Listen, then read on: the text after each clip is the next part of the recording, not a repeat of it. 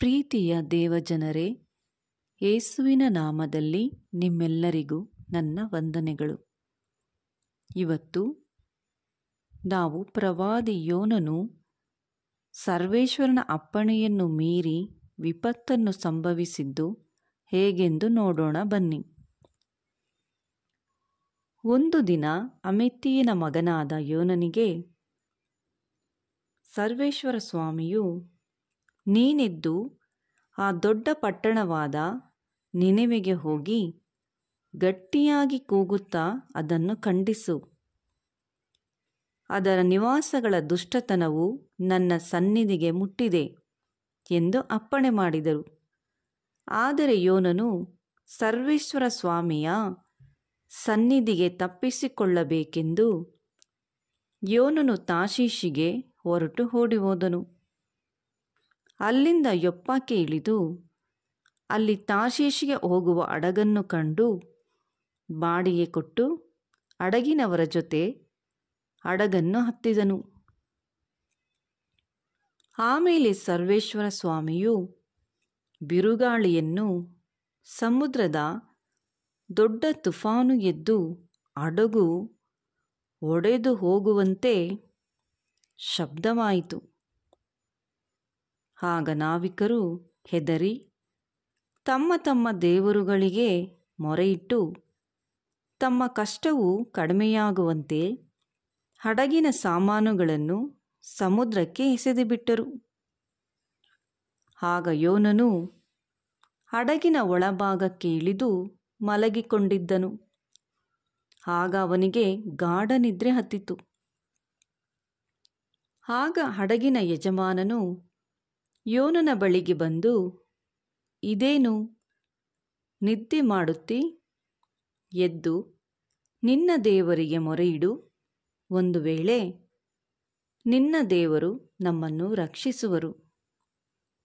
ಆಗ ನಾವು ನಾಶವಾಗದಂತೆ ಉಳಿಯುತ್ತೇವೆ ಎಂದು ಹೇಳಿದರು. ನಂತರ ನಾವಿಕರೆಲ್ಲರೂ, ನಮಗೆ ಸಂಭವಿಸಿರುವ ಈ ದುರಂತಕ್ಕೆ ಕಾರಣ ಯಾರಿರಬಹುದು?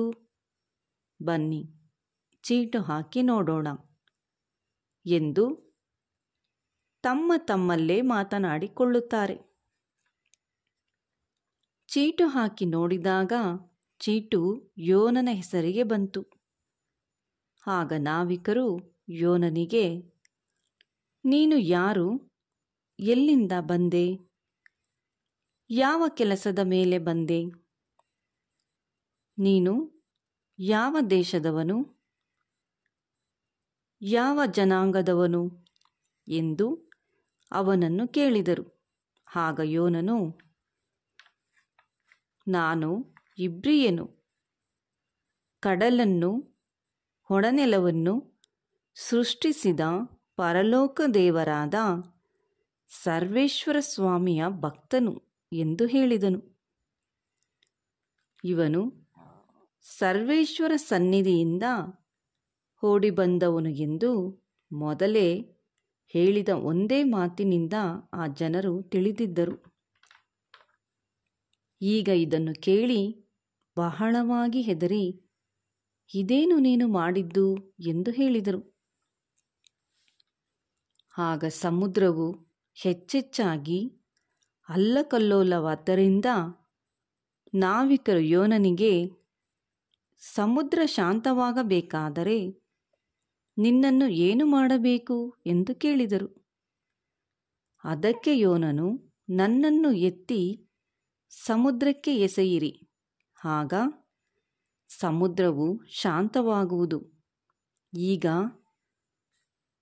ದೊಡ್ಡ ಭೀಕರ ಬಿರುಗಾಳಿಯು ಸಂಭವಿಸಿದ್ದು ನನ್ನ ನಿಮಿತ್ತವೇ ಎಂದು ನನಗೆ ಗೊತ್ತು ಎಂದು ಹೇಳಿದನು.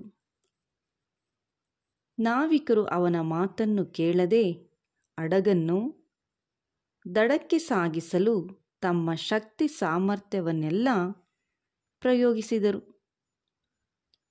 ಆದರೂ ಸಾಧ್ಯವಾಗಲಿಲ್ಲ. ಮತ್ತೆ ಸಮುದ್ರವು ಅಲ್ಲಕಲ್ಲೋಲವಾಗುತ್ತಲೇ ಇತ್ತು. ಆಗ ಅವರು ಬೇರೆ ದಿಕ್ಕು ತೋಚದೆ ಸರ್ವೇಶ್ವರ ಸ್ವಾಮಿಗೆ ಹೇಳುತ್ತಾರೆ, ಸ್ವಾಮಿ, ಈ ನಿರಪರಾಧಿಯ ಪ್ರಾಣ ಹಾನಿಗೆ ನಾವು ಕಾರಣವಲ್ಲ. ಇದಕ್ಕಾಗಿ ನಮ್ಮನ್ನು ನಾಶ ಮಾಡಬೇಡಿ. ಇದೆಲ್ಲವೂ ಸಂಭವಿಸಿರುವುದು ನಿಮ್ಮ ಚಿತ್ತವಲ್ಲವೇ ಎಂದು ಭಿನ್ನವಿಸಿ ಯೋನನನ್ನು ಎತ್ತಿ ಸಮುದ್ರದಲ್ಲಿ ಹಾಕಿದರು. ಕೂಡಲೇ ಸಮುದ್ರವು ತನ್ನ ರೌದ್ರವನ್ನು ನಿಲ್ಲಿಸಿ ಬಿಟ್ಟಿತು.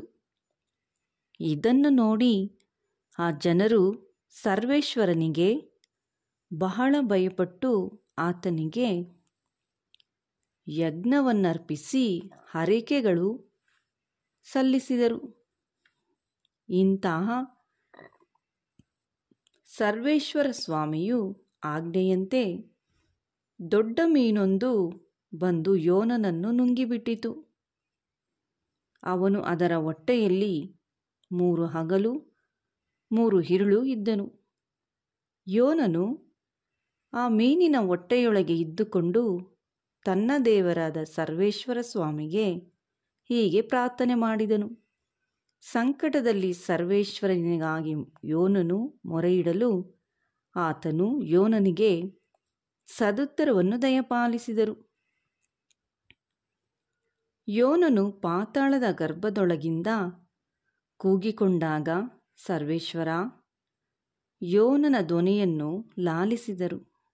ಆಗ ಯೋನನು, ನನ್ನನ್ನು ಸಮುದ್ರದ ಉದರದಲ್ಲಿ ಅಗಾಧ ಸ್ಥಳದಲ್ಲಿ ಎಸೆದು ಬಿಟ್ಟೆಯಲ್ಲ, ಮತ್ತು ಪ್ರವಾಹವು ನನ್ನನ್ನು ಸುತ್ತಿಕೊಂಡಿದೆ ಎಂದು ಲೆಕ್ಕವಿಲ್ಲದ ನಿನ್ನ ಅಲೆಗಳು ತೆರೆಗಳು ನನ್ನ ಮೇಲ್ಗಡೆ ಹಾದು ಹೋಗುತ್ತಿದೆ.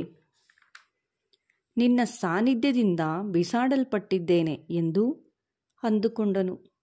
ಆದರೂ ನಿನ್ನ ಪರಿಶುದ್ಧಾಲಯವನ್ನು ಪುನಃ ದರ್ಶನ ಮಾಡುವೆನು. ಜಲರಾಶಿಯು ನನ್ನನ್ನು ಸುತ್ತಿ ನನ್ನ ಪ್ರಾಣಕ್ಕೆ ಬಂದಿತು. ಮಹಾಸಾಗರವು ನನ್ನನ್ನು ಆವರಿಸಿತು. ಪಾಚಿಯು ನನ್ನ ತಲೆಯನ್ನು ಸುತ್ತಿಕೊಂಡಿತು. ಪರ್ವತಗಳ ಬುಡದ ತನಕ ಇಳಿದೆನು. ಭೂಲೋಕದ ಹಗುಳಿಗಳು ಎಂದಿಗೂ ತೆಗೆಯದ ಹಾಗೆ ನನ್ನ ಹಿಂದೆ ಹಾಕಲ್ಪಟ್ಟವು.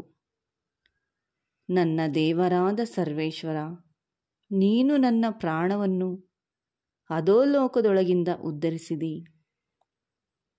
ನನ್ನ ಆತ್ಮವು ನನ್ನಲ್ಲಿ ಕುಂದಿದಾಗ ಸರ್ವೇಶ್ವರನಾದ ನಿನ್ನನ್ನು ಸ್ಮರಿಸಿದೆನು. ನನ್ನ ಬಿನ್ನಹವು ನಿನಗೆ ಮುಟ್ಟಿತು, ನಿನ್ನ ಪರಿಶುದ್ಧಾಲಯಕ್ಕೆ ಸೇರಿತು. ಸುಳ್ಳು ವಿಗ್ರಹಗಳನ್ನು ಅವಲಂಬಿಸಿದವರು ತಮ್ಮ ಕರುಣಾನಿಧಿಯನ್ನು ತೊರೆದು ಬಿಡುವರು. ನಾನಾದರೂ ಸ್ತೋತ್ರ ಧ್ವನಿಯಿಂದ ನಿನಗೆ ಯಜ್ಞವನ್ನರ್ಪಿಸುವೆನು. ಮಾಡಿಕೊಂಡ ಹರಕೆಯನ್ನು ಸಲ್ಲಿಸುವೆನು.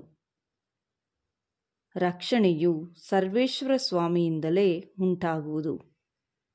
ಸರ್ವೇಶ್ವರನು ಮೀನಿಗೆ ಅಪ್ಪಣೆ ಮಾಡಲು ಅದು ಯೋನನನ್ನು ಒಣನೆಲದಲ್ಲಿ ಕಾರಿಬಿಟ್ಟಿತು. ಆನಂತರ ಸರ್ವೇಶ್ವರ ಯೋನನಿಗೆ, ನೀನೆದ್ದು ಆ ದೊಡ್ಡ ಪಟ್ಟಣವಾದ ನಿನೆವೆಗೆ ಹೋಗಿ ನಾನು ನಿನಗೆ ಹೇಳಿದ್ದನ್ನು ಅಲ್ಲಿ ಹೋಗಿ ಹೇಳು ಎಂದು 2ನೆಯ ಸಲ ಅಪ್ಪಣೆ ಮಾಡಿದರು. ಆಗ ಯೋನನು ಎದ್ದು ಸರ್ವೇಶ್ವರನ ಅಪ್ಪಣೆಯಂತೆ ನಿನೆವೆಗೆ ಹೋದನು. ನಿನೆವೆಯು 3 ದಿನದ ಪ್ರಯಾಣದಷ್ಟು ಅತಿ ದೊಡ್ಡದಾದ ಮಹಾಪಟ್ಟಣವಾಗಿತ್ತು. ಯೋನನು ಪಟ್ಟಣದಲ್ಲಿ ಸೇರಿ ಮೊದಲು 1 ದಿನ ಪ್ರಯಾಣದಷ್ಟು ದೂರ ನಡೆದು 40 ದಿನಗಳಾದ ಮೇಲೆ ನಿನೆವೆಯೇ ಕೆಡವಲ್ಪಡುವುದು ಎಂದು ಹೇಳತೊಡಗಿದನು. ಇದನ್ನು ಕೇಳಿ ನಿನೆವೆಯವರು ದೇವರಲ್ಲಿ ನಂಬಿಕೆಯಿಟ್ಟು ಉಪವಾಸವನ್ನು ಗೊತ್ತು ಮಾಡಿ ಹೇಳತೊಡಗಿದರು. ದೊಡ್ಡವರು ಮೊದಲ್ಗೊಂಡು ಚಿಕ್ಕವರ ಎಲ್ಲರೂ ಗೋಣಿತಟ್ಟನ್ನು ಸುತ್ತಿಕೊಂಡರು. ಯೋನನ ಪ್ರಕಟಣೆಯು ನಿನೆವೆಯ ಅರಸನಿಗೆ ಮುಟ್ಟಲು ಅವನು ಸಿಂಹಾಸನದಿಂದ ಎದ್ದು ತನ್ನ ನಿಲುವಂಗಿಯನ್ನು ತೆಗೆದುಬಿಟ್ಟು ಗೋಣಿತಟ್ಟನ್ನು ಸುತ್ತಿಕೊಂಡನು, ಬೂದಿಯಲ್ಲಿ ಕುಳಿತುಕೊಂಡನು.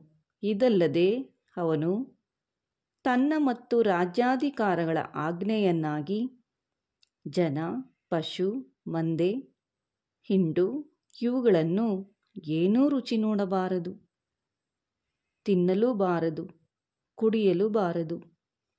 ಜನರಿಗೆ, ಪಶುಗಳಿಗೂ ಗೋಣಿತಟ್ಟನ್ನು, ಹೊದಿಕೆಯನ್ನು ಎಲ್ಲರೂ ದೇವರಿಗೆ ಬಲವಾಗಿ ಮೊರೆಯಿಡಲು ಒಬ್ಬೊಬ್ಬನು ತನ್ನ ತನ್ನ ದುರ್ಮಾರ್ಗವನ್ನು, ತಾನು ನಡೆಸುತ್ತಿದ್ದ ಹಿಂಸೆಯನ್ನು ತೊರೆದು ಬಿಡಲಿ ಎಂದು ಹೇಳಿದನು. ಒಂದು ವೇಳೆ ಮನಮರುಗಿ ಹಿಂದಿರುಗಿ ತನ್ನ ಉಗ್ರಕೋಪವನ್ನು ತೊಲಗಿಸಾನು, ನಾವು ನಾಶವಾಗದೆ ಉಳಿದೆವು ಎಂಬುದನ್ನು ನಿನೆವೆಯಲ್ಲೆಲ್ಲ ಹೇಳತೊಡಗಿದರು. ದೇವರು ನಿನೆವೆಯರ ಕಾರ್ಯಗಳನ್ನು ನೋಡಿ ಅವರು ತಮ್ಮ ದುರ್ಮಾರ್ಗದಿಂದ ತಿರಿಕೊಂಡಾರೆಂದು ತಿಳಿದು ಮನಮರುಗಿ ತಾನು ಅವರಿಗೆ ಮಾಡಬೇಕಾಗಿದ್ದ ಕೇಡನ್ನು ಮಾಡದೆ ಬಿಟ್ಟರು. ಸರ್ವೇಶ್ವರ ಸ್ವಾಮಿಯ ವರ್ತನೆಯು ಯೋನನಿಗೆ ಹಿಡಿಸಲಿಲ್ಲ. ಅವನ ಕೋಪ ನೆತ್ತಿಗೇರಿತು. ಆಗ ಅವನು ಹೀಗೆಂದು ಮೊರೆಯಿಟ್ಟು, ಸ್ವಾಮಿ, ಈ ರೀತಿ ಸಂಭವಿಸುವುದೆಂದು ನನಗೆ ಗೊತ್ತಿತ್ತು. ನೀನು ದಯೆಯೂ ಕನಿಕರವೂ ದೀರ್ಘಶಾಂತಿಯೂ ಮಹಾಕೃಪೆಯೂ ಉಳ್ಳ ದೇವರು. ಮಾಡಬೇಕೆಂದಿದ್ದ ಕೇಡಿಗೆ ಮನಮರುಗುವವನು ಎಂದು ನಾನು ತಿಳಿದೇ ತಾಷೀಷಿಗೆ ಓಡಿ ಹೋಗಲು ಪ್ರಯತ್ನಿಸಿದ್ದು. ಈಗ ಸರ್ವೇಶ್ವರನೇ, ನನ್ನ ಪ್ರಾಣವನ್ನು ತೆಗೆ.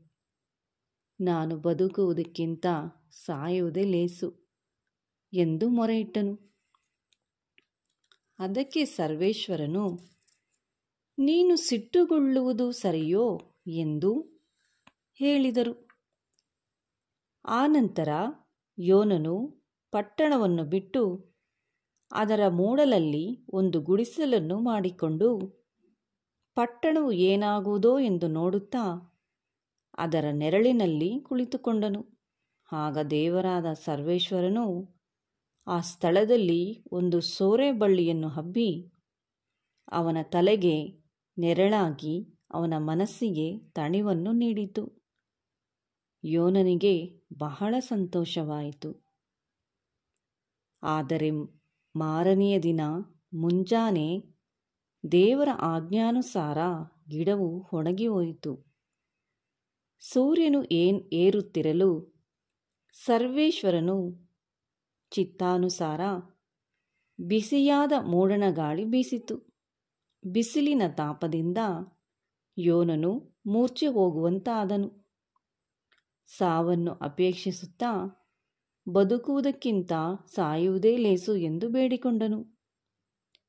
ಅದಕ್ಕೆ ದೇವರು, ನೀನು ಸೋರೆಗಿಡದ ವಿಷಯದಲ್ಲಿ ಸಿಟ್ಟುಗೊಳ್ಳುವುದು ಸರಿಯೇ ಎಂದು ಕೇಳಲು ಯೋನನು ಹೌದು, ಸಾವನ್ನು ಬಯಸುವಷ್ಟು ಉತ್ತರ ಕೊಟ್ಟನು. ಆಗ ಸರ್ವೇಶ್ವರ, ನೀನು ಆ ಸೋರೆಗಿಡಕ್ಕಾಗಿ ಕಷ್ಟಪಡಲಿಲ್ಲ, ಬೆಳೆಯಿಸಲಿಲ್ಲ. ಅದು ಒಂದು ರಾತ್ರಿಯಲ್ಲೇ ಹುಟ್ಟಿ ಒಂದು ರಾತ್ರಿಯಲ್ಲೇ ನಾಶವಾಯಿತು. ಇಂಥ ಗಿಡಕ್ಕಾಗಿ ನೀನು ಕನಿಕರಪಟ್ಟಿರುವ ಎಡಗೈ ಬಲಗೈ ತಿಳಿಯದ 1,20,000 ನರಪ್ರಾಣಿಗಳನ್ನು ಬಹುಪಶುಗಳನ್ನು ಉಳ್ಳ ಆ ದೊಡ್ಡ ಪಟ್ಟಣವಾದ ನಿನೆವೆಗಾಗಿ ನಾನು ಕನಿಕರ ಪಡಬಾರದೋ ಅಂದನು. ಹೌದು ಪ್ರಿಯರೇ, ನಾವು ಯೋನನಂತೆ ಮಾಡದೆ ದೇವರ ಮಾತಿಗೆ ಒಳಗಾಗಿ ನಮ್ಮ ಸುತ್ತಲೂ ಇರುವ ಜನರಿಗಾಗಿ ಪ್ರಾರ್ಥಿಸುತ್ತಾ ಆಶೀರ್ವಾದವನ್ನು ಪಡೆದುಕೊಳ್ಳೋಣ. ಪ್ರಭು ಯೇಸು ತಾನೇ ನಿಮ್ಮನ್ನು ಆಶೀರ್ವದಿಸಲಿ. ಆಮೇನ್.